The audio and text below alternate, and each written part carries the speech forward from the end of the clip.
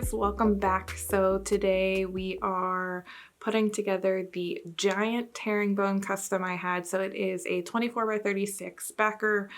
It is a custom wedding sign, so family name, tons of florals, the herringbone of course, which is a task all in itself. But I'm going to run you guys through the assembly. I got to get it framed up and put all the florals and fonts on it, and then frame it up as well. So I actually think I'm going to frame this one first, which is not my normal process, but just because the flowers sit in the corners, I'm going to kind of build it off the frame just to make sure everything lines up. But just a couple things that I ran into. So the painting of the herringbone, some of the pieces weren't as tight as I wanted them to be, so there was a couple like spots where the paint kind of set through and it didn't create that like solid tile look that I was looking for, so I had to go in and just fill some of those and then repaint. And then the off tilter of some of the herringbone. So one experimental thing I've learned with herringbone, if you're slightly off, throws off the entire thing. The bigger it is, the more it's going to throw it off. So I was like slightly off in the angle, and by the end you could tell. Luckily with this design though, it covers it and you can't really see it as much. But I lucked out with that. So just make sure if you're doing herringbone that you're setting that straight middle line and presetting everything before you start gluing. But yeah, I'm going to take you guys through the process, framing it up, gluing it up, and yeah, I'll show you the finished product. So this is, like I said, a wedding sign, and what I love about this customer, she bought a huge one and a baby. I keep calling it a baby. It's basically just like a mini version. She loved florals. Her colors were purple and blue. So I'll show you guys some of the florals now. But this is the first time that I have ever like spray painted. So this is all 3/8 MDF, hand shaped and sanded, primed, and then spray painted. I normally hand paint my flowers, but this is the first time I have spray painted, and I actually hated it at first, but now I really like it, honestly. I think this one even like just such a nice ombre, and it took me a little practice to figure out how much of each color I wanted. I definitely now realize I want like less of the deep color and a little more of the brighter color. So if you guys want to see a tutorial on how to paint or my process of painting, let me know in the comments. But yeah, let's assemble this and I'll show you guys the finished product. So we spray each frame that we make with a clear coat protectant. So here I'm using 320 grit to take down some of the open grain that the spray left and smooth everything out.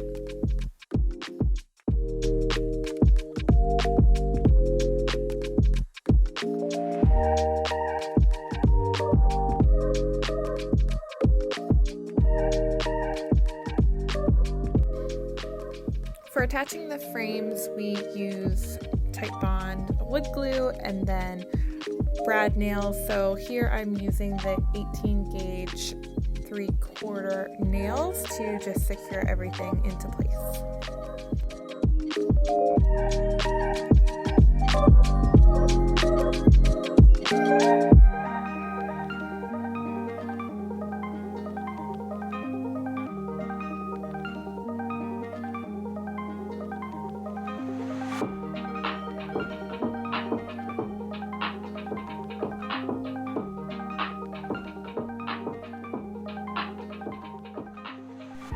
I like to dry fit everything just to make sure it all fits. I have had some instances, especially with this one, where the name is really tight against, say, the floral design or the bordering design. So I just like to place everything so I can see what it's going to look like. And you can see here I have to move some leaves around just to get the name to fit just right.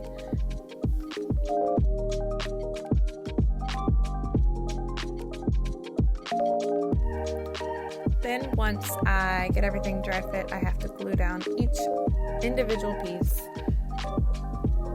So I use a combination of the Loctite super glue on the outside, and then for the larger pieces doing some of the wood glue on the inside. They both have great hold, but the Loctite helps just secure the piece immediately, where wood glue does take some time to dry. So doing both allows me to place the piece and move to the next one without holding it for a really long time.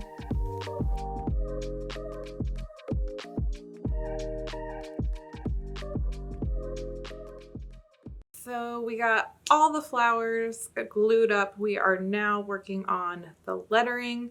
So I cut some of the letters on my laser, so created a laser template. If you have a laser and you are not doing this, even if you're doing it on a scroll saw, honestly, cut yourself a template. It makes life so much easier. My letters didn't perfectly fit through once I added the layers of spray paint. So what I like to do is just measure it, line it up, and use a pencil to trace through the stencil, and then I'm just going to line up the letters with the pencil marks.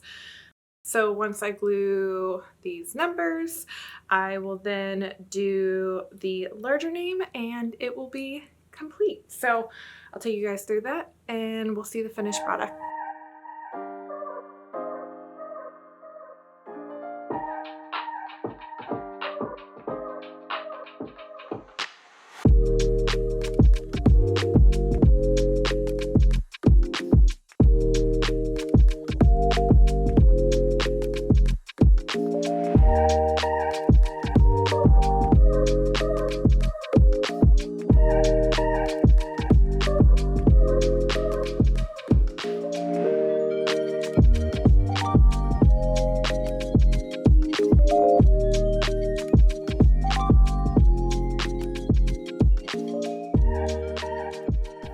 So I use masking tape on the high points of the letters to give a guide from the dry fit to placing the glue on the back of the letters, just to make sure I set it exactly where I want it to go. Again, especially because this design is a little more complex and pretty tight to the letters, I need to make sure that it goes exactly where I need it. So the tape just really helps me align everything. Alright, and let's jump to the finished product.